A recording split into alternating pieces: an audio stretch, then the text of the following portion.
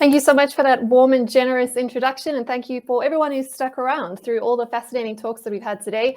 I was really encouraged by how many of those trends are so Afrocentric, but I'm going to be doing something a bit different now and talking about something that is touching onto all of our lives, and that's how increasing integration with the metaverse, in other words, it's the digitization of the human body, and as we're going to see, mind, and even in some cases, soul going forward.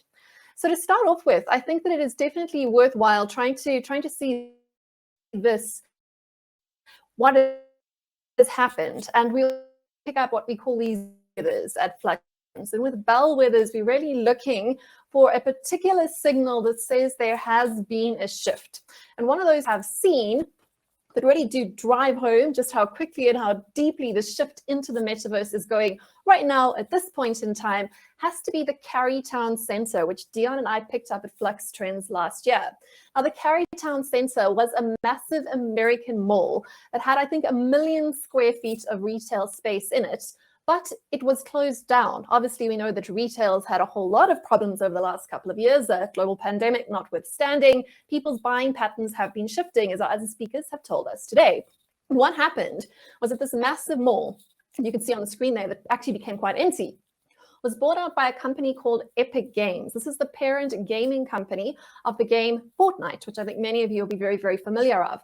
And that really does just drive home this real clear incidence that we are shifting from this world of the material to the world of the immaterial. And that in exchange, the world of the immaterial, the metaverse, is actually impacting back full circle into our real world again. So that's it. Real world retail store taken over by the metaverse, or at least by players in the metaverse, who now actually need a sort of physical space to spend all the money that they've been making from all of us, as we all get sucked in to this new surreal, semi-real world that we have around us. And that brings me to this quote from Mark Andreessen, which I've been talking about quite a lot on various different platforms over the last couple of months since he said it. Now, Mark is, of course, one of the wealthiest, most successful people in the world, a very famous VC who's invested in countless businesses that have been really taking advantage of all of these moves into the digital sphere. And this quote really says that for the vast majority of humanity, reality privilege simply doesn't exist. In other words, for the vast majority of people across the world, their online lives could become richer and more fulfilling than their real world lives. In other words, it's almost the human equivalent of what had happened with that Carytown Mall. And of course, he goes on to say that those of us whose lives are nice, those of us who were part of the privileged Zoomer class that got to work from home during COVID, who didn't find our living standards being diminished by all the chaos that's been going on in the world around us. He's saying that some of us might say, oh no, that's quite dystopian, and that we should prioritize improvements over real living standards rather than actually encouraging the people who lack that sort of reality privilege from going all into the metaverse. And Mark challenges it and says that actually maybe we should be investing in pushing the more disadvantaged in our societies deeper into the metaverse, because in his opinion, the metaverse can give those people more of what they really want and a better quality of life than we could with investing that same amount of money into improving the real world around us. Now, that's quite an out there statement and can be viewed in two different ways. I don't want to take a moral position on this. I'd rather really encourage you to think about what he said there. And the first thing we can think about, the first way we can look at it, and which many people do, is a slightly cynical way and say, well, this is a very wealthy man speaking. How dare he speak to the rest of us about reality privilege? How dare he encourage poor people to give up on real improvements in their real lives and rather embrace all the shiny joys of the digital life instead? And to that end, some people could see what he's been saying is almost like a modern day alternative or equivalent of what Marie Antoinette said, sort of let them eat cake. Only in this case, it's more like saying let them eat NFT cake, which won't even really make you full, even if you have your full of these digital goods and services. And that in turn gets us to question all these various different concepts of things like what is scarcity, what is value, and where does abundance truly lie for all of us? Because in the real world, as we all know now with things like inflation and the global supply chain crisis that I know Dion was speaking about earlier, that there are limitations to how much there is of things in the real world that can be distributed amongst increasing numbers of human beings that are all competing for those scarce real resources in the real world.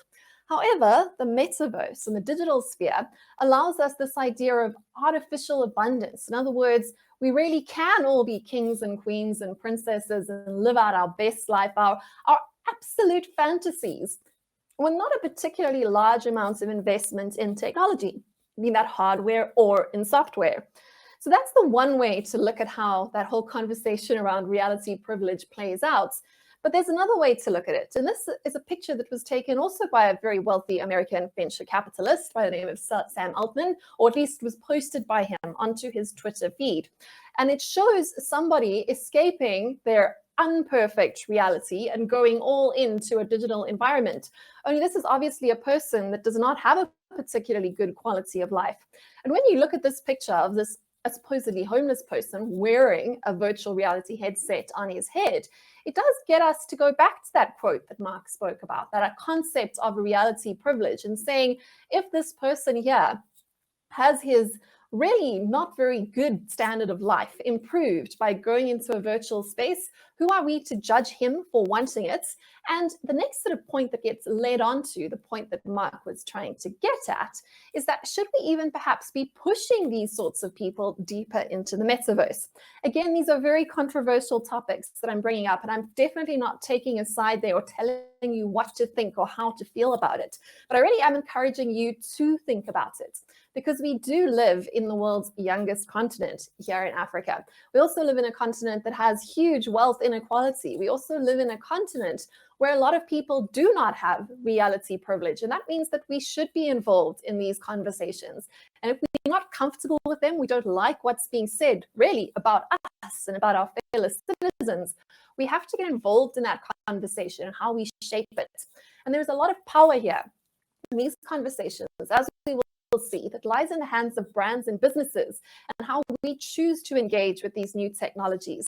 We are shaping the future that is being built not just for ourselves and our customers, but also for a lot of people on the periphery that we might not think of as being our core target markets. So I would encourage you to broaden your perspective as I go through some of the more marketing and sales related trends that are coming out of these conversations around our global escape into the metaverse. So to follow on from what I was saying there, on the one hand, we've got literal homeless people in Silicon Valley, like wearing VR goggles to escape from their existence. At the same time that picture was taken, this very same week, I saw this picture of these literally green tinted glasses that were put on sale at Sotheby's in London. They came originally from India. They are many hundreds of years old, and they were being sold for many hundreds of thousands of pounds on auction over there. And it really did get me thinking about The Wizard of Oz and how in that classic novel by Frank Baum, you had the characters being forced to wear these green emerald glasses in order that they saw their reality around them as being different from what it really is. In other words, that you saw reality as being better than what it is in real life. And this brings up the question as to where technology is going for those of us privileged and not, as we start to experiment not just with virtual reality, but also with augmented reality, and increasingly with something that we are calling diminished reality. Now, diminished reality can almost be seen as a virtual reality filter that blocks out advertisements and or anything else uncomfortable that we don't want to see, whereas augmented reality adds information into our field of vision. And this concept of diminished reality should be of concern for marketers, because scientists are already working essentially on real life advert pop-up blockers as we start to embrace technologies like virtual reality glasses or even virtual reality contact lenses, which are also on the cards. Definitely something to think about, because the more opportunities there are to advertise with people, the more ways people will try to find ways to sort of prevent those messages from reaching them, which is really fascinating. Always with every trend, there tends to be an equal and opposite counter trend that pushes in the opposite direction. And that kind of brings me this concept of commoditization of everything to this macro trend that we've been tracking of exactly that, the commoditization of the commons.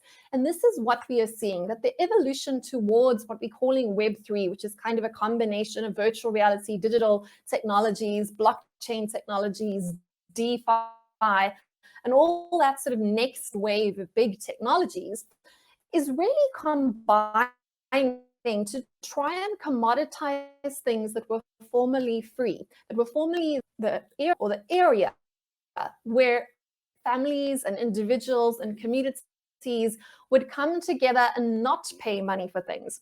What these new technologies are as a software businesses, where more and more interactions that were previously free or done on willing buyer or willing seller, but without money being involved there, things like family relationships and friendship relationships and access to that abundant free information we've all become so spoiled with on the internet that was really previously funded by advertising is now being replaced by micropayments and that commoditization idea. This idea of micropayments, of every interaction we do being quantified and then also given a price, could be seen as hugely exciting for certain brands and businesses, but it can also be seen as slightly perhaps dystopian in that we're talking about quantifying and commodifying not just business relationships and business transactions, but also transactions that were previously done on a human-to-human basis out of kindness or even love. And I can give you some examples there. I think we need to go for the most extreme ones to try and, describe these points. And that would be Grimes, who in the middle of COVID decided to, as she termed it, literally sell her own soul as a piece of art, as an art project. And she literally set the price for any one of us to purchase her soul, if you are so inclined, at around $10 million, but she subsequently changed it to the highest bidder. I've been unable to find any information on what the final price was for giving away that very abstract part of herself. But it does illustrate this point of that the technology we have available to us allows us to price more things and to sell more things that previously we would never have thought of selling before. Again, huge opportunities in this space, but also a lot of questioning that has to be done by businesses and brands as to where to draw the line between that sort of sacred and profane, the sorts of things that perhaps shouldn't be commoditized, but we should hold back from literally slapping a price on. And again, I've got some examples for you here as we move into the world of NFTs or non-fungible tokens, which I'm sure we've all heard of by now. And what we can really see is going on in that NFT space is that they are kind of a way to turn your status, your fame, or your brand name into cold hard cash. Again, this idea of commoditizing things that were unable to have a fixed price before. And the most extreme example I could find over there to sort of illustrate this concept of turning clout into cash would be Stephanie Matto, who is quite an infamous influencer at this point in time, who started out during COVID, again, selling her own wind, if you want to put it that way, in jars for her, let's put it as it is, mainly male fans. But she decided, as the NFT phase or craze took off, to partner with an NFT company. And instead of selling her literal personal wind in a jar, she's now selling NFT versions of her lady gases in a jar that don't actually exist. Now, that's nice work if you can get it, but you really only can get this sort of literally selling JPEGs of farts in a jar to your fans if you have fans to start with, which is why the biggest winners we've seen coming out of this decentralized NFT creative movement at the moment have tended to be people who already have some degree of fame, status, or clout that they are able to then kind of launder into physical cash. It's also why we're seeing brands getting involved in this space, because it makes a lot of sense for brands to monetize some of that intangible brand equity by partnering with the very big gaming platforms or by launching their own NFT collections. But again, as always, these trends are great to take advantage of, but we should always be careful about not being too cynical about it, because the more cynical we are with engaging with these new technologies, the less sustainability we have to actually build long-run business models that are going to strengthen our brand in the long run, because that's the catch. If you cheapen your brand by literally selling wind in a jar, sooner or later, you're going to run out of that resource, that actual love, that real connection that gave you the ability to create that value in the first place. Which is why the challenge for brands here is to balance the temptation of short-term profits that could do long-term damage to your brand with building more sustainable brands that don't reject new technologies, but rather take advantage of them in more sustainable ways. And there's also a few catches to be aware of here. In particular, I'd like to draw your attention to this person who calls himself Neither Confirm on Twitter. And what he did is he set up an NFT collection, and then he did a literal rug pull. So a rug pull is something you're going to hear more and more about as you delve into the world of NFTs and smart contracts, in that NFT is hosted on a link somewhere. And NFTs are not quite as decentralized as Bitcoin and the more classic cryptocurrencies were. They do involve human hands and platforms that have to kind of display that information on the screen. And what he did is he sold a collection of pictures, as most people do, as NFTs.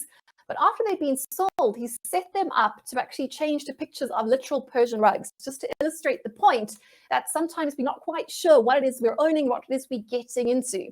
So again, from a brand and business perspective, we have to understand that as we start getting into these new ways of monetizing things that previously couldn't be monetized, there are new legal and technical challenges that we are going to have to come to terms with. And that if we do get involved in these spaces, we have to do our homework and understand what can go wrong and what our rights, responsibilities, and increasingly liabilities are going to be if we take advantage of them and something goes wrong. Not a sort of funny rug pull like I'm showing you here, but perhaps a more serious one, like if your client's graphics get hacked, what happens? What are your security principles you're putting in the back there to protect the value of your customers' products that they've bought from you with a trust in your system and your brand, and also what you're going to do to protect your brand identity from perhaps bad actors or just from bad code that can go horribly wrong, sometimes in quite funny ways. So as always, these things are neither black or white, they're neither right nor wrong, they're neither good nor bad. Rather, they're opportunities that we have to approach in ways that can be win-win for both ourselves and for our customers.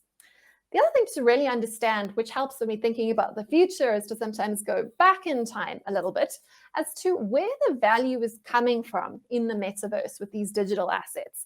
And largely where the value is coming from is it's coming from this idea of mimesis, which is quite a big concept that a lot of people are talking about now. It's become popular again to talk about it, but it's best described by John Maynard Keynes' idea of what a beauty contest could be. Now, in his days, they used to have in newspapers, because obviously this was more than 100 years ago, they would print pictures of ladies that were entering into a beauty contest in the local paper, and they would run a competition for readers just to say that the reader who guessed the woman that was going to win the beauty contest would get a prize. And what Keynes really found that was so clever was that what you were trying to do is not actually pick the woman that you thought was the prettiest yourself, rather you're trying to pick the woman that you think everybody else thinks is the prettiest. In other words, you're trying to match what other people want, not actually what you want out of the system.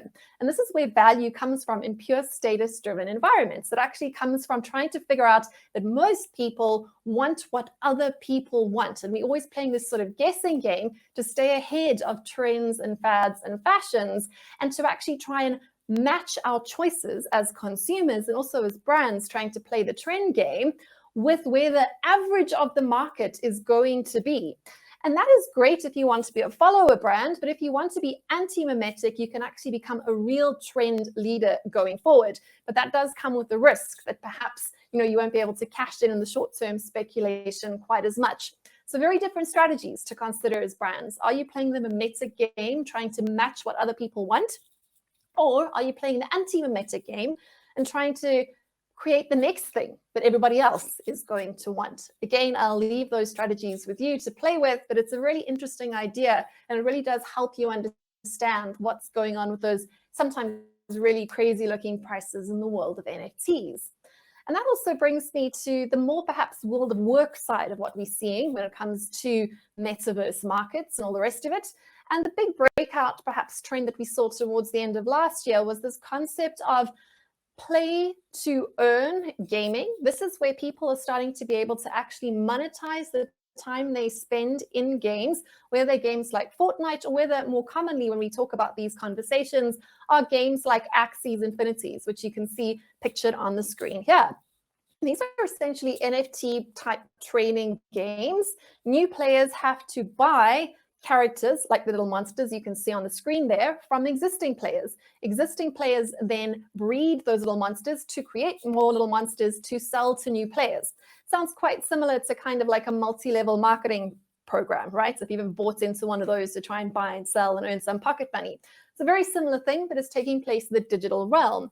And like with many multi-level marketing plans that have taken place in the real world too, some people have been able to make quite a lot of money. And many people in the Philippines who found themselves underemployed or unemployed during COVID were able to supplement and sometimes even supersede the amount of money they were able to earn by working in the real world. In other words, what has happened here is that unproductive labor spent literally playing games, was able to make individual workers more money than engaging in productive work, delivering real goods and services. This is quite a pivotal shift, and it does come back to that idea of sort of commoditizing everything, but it also brings up quite a few questions about where we are heading in terms of the future world of work. Dion spoke about things like the 4-day work week and all the rest of it. But we also have to kind of realize that as we move into this world where we have so much luxury really on a global scale, even though it doesn't feel like that because the world is very unequal and there's many people who still lack many things in the real world, like I opened with today. For many people, many of us find ourselves kind of almost doing work for the sake of doing work, but also many of us find ourselves sort of stuck on this treadmill where we have to participate in these kind of almost pay to win sort of systems and economies that have been set out around us.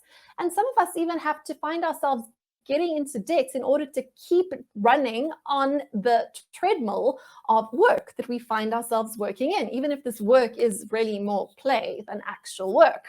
And things that we can start to see there are coming out again out of that game called Axie Infinity, which was one of the leaders in that play to earn space. What we saw quite quickly is that as more players joined the game, the price of the little monsters you had to buy in order to buy into the game got more expensive, to the point that they started creating guilds that would buy the monsters on behalf of players and then loan them out to players for those players to continually play.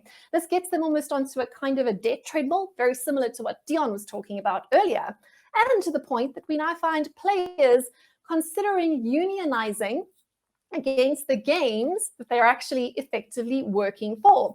So we can kind of see player unions. This is people that are literally playing games as perhaps being the gig workers of the future. But of course, this does make us think about the concept of, there was quite a famous book that came out a few years ago called Bullshit Jobs. And these are kind of these make work jobs, jobs where we're performing in systems, even though we're not actually contributing to real world goods and services. And it does make us question things like the idea of universal basic income and say things like, what's actually preferable for society? Make work that gets people running on these treadmills, or just giving people a universal basic income so they can have a decent life without having to do performative type work. Again, another one of those questions I can really leave you to think about for yourselves today. And perhaps what's slightly more closer to home for you, we can kind of imagine what's happening for those of us that do still have jobs, that are still working in careers based on time.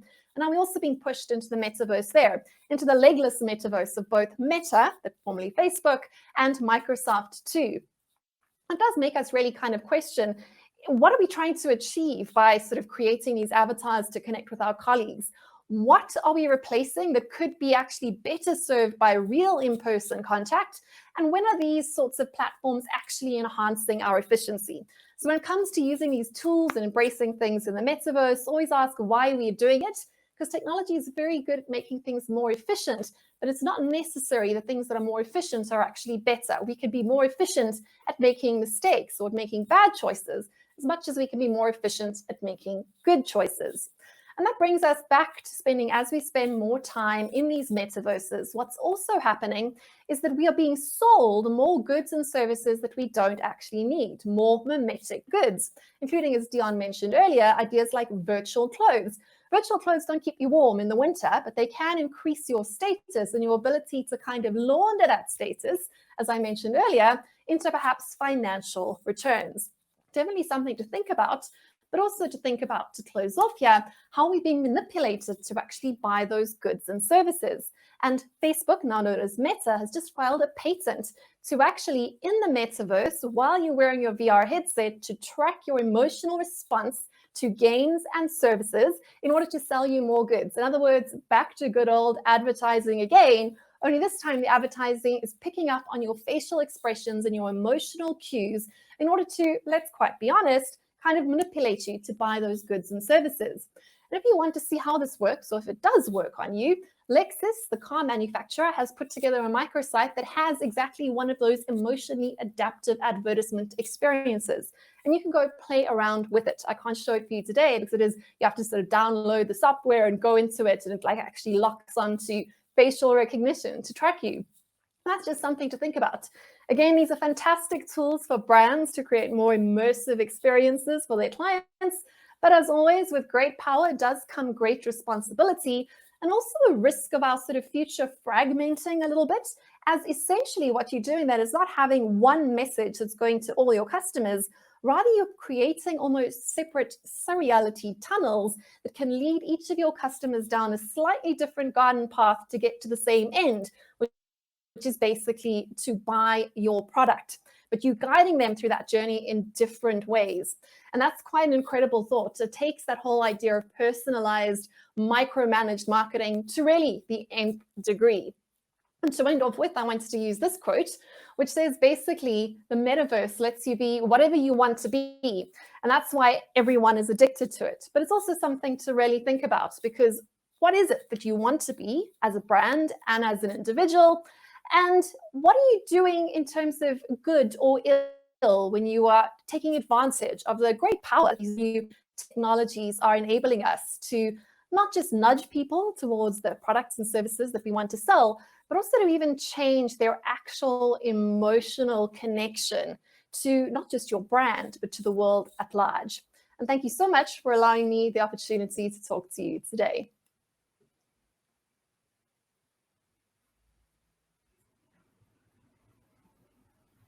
And thank you so much, Bronwyn. I don't want to lie to you. I wasn't ready. I thought I was ready, but then like as you got into your presentation, I just realized that I wasn't ready for your presentation. And I'm certainly not ready for the future that you have described, which is, obviously happening now. I do want to ask, what is, of all of the things that you've mentioned, obviously one thing I definitely highlighted was let them eat NFT cake, which I'm definitely going to be quoting, by the way. What for you is possibly too far, or the scariest scenario that you've learned about that is in reality right now? Because I don't know anymore how far too far is. Yeah, I think the scariest thing for me is the trend towards us deferring more and more about agency as individuals, as consumers, and as citizens in democracies to technology. In other words, asking algorithms to make hard choices for us. And that's not a big deal if you're asking the algorithm to choose which brand of batteries to purchase, because it can just kind of pick the cheapest one. Although that is a bit of a problem if I was a brand, I'd be quite concerned about that, because now your brand is not being judged on brand love, that you've invested all that time and money into building that connection. It's being judged on some sort of algorithm or matrix, which is a zero-sum game, right? So that's a bit dangerous for brands, but it's much more dangerous for us when we start outsourcing the really important choices in our lives, even down to who we date. Who are we going to date with? We're going to rely on the algorithm to kind of match us. And increasingly in the future, that sort of rolls out to the point where we've already got AI ethicists, people that actually look at things like morality, suggesting that we should perhaps give people without their consent, is the actual thesis coming out of these sort of PhD think tanks and universities, more morality enhancing drugs so that we make better choices. But better here being quite a subjective better, being nudged in the direction where we're sort of being funneled through our little seriality tunnels like I was speaking about. So this question of agency in a world where we are overwhelmed with choice. It's so tempting to say, just make this choice for me. But agency is one of those things that if you don't use it, you do tend to lose it. And I think that's probably the trend that scares me the most, because imagine you have like a democracy, but instead of voting, the algorithms tell you what you would have voted for anyway and just produce the answer, right? Wow, that is quite frightening to think about, if I'm honest. As I said, I'm not ready for that yet. And then final question is for someone who is like me, who feels like I'm already way behind the metaverse, way behind everything that is, very soon going to become part of our daily conversations and activities. what is an easy starting mark right now that could, help me get into understanding more about the metaverse and how I can utilize it? Yeah, so I'm going to do a shout out to my friend Simon Dingle, who's just written a great book. It's called Beyond Bitcoin. I do recommend it. He did get me to read it before it was even published. And I haven't recommended it to a lot of people because what he's done is he's worked with a journalist to write some very accessible language, an introduction to what DeFi really is. That's decentralized finance, what Bitcoin and blockchain are evolving into, and a lot of the commercial and business opportunities that come with it. So they're not selling you shilling you a coin or a particular set of NFTs, rather they kind of explain to you how it works and why it matters. So if you want a primer that is already written, I would definitely encourage you to go out and look at that. But in other words, if you want the sort of bite-sized chunks, I'm going to have to do a shout out for our own business too. Flux Trends puts out a weekly newsletter, and we talk about the sort of important things, much of the same things that Dion and I have spoken about now, also in very bite-sized chunks, and that's free to sign up for if you're interested in just getting a bird's eye view of all the different changes that are going on in the world. Absolutely, certainly. I think it's better to have the knowledge than, say you never knew. So thank you so much again, and thank you for such an insightful, eye-opening, might I add, conversation. We truly appreciate your insights. And for those of you who are watching with us, please put in the chat just your thoughts on Bronwyn's presentation. If you have any questions, we can definitely send them through to her as well. And certainly engage with us here today and on social media with our favorite hashtag BizTrends2022. Thank you again, Bronwyn.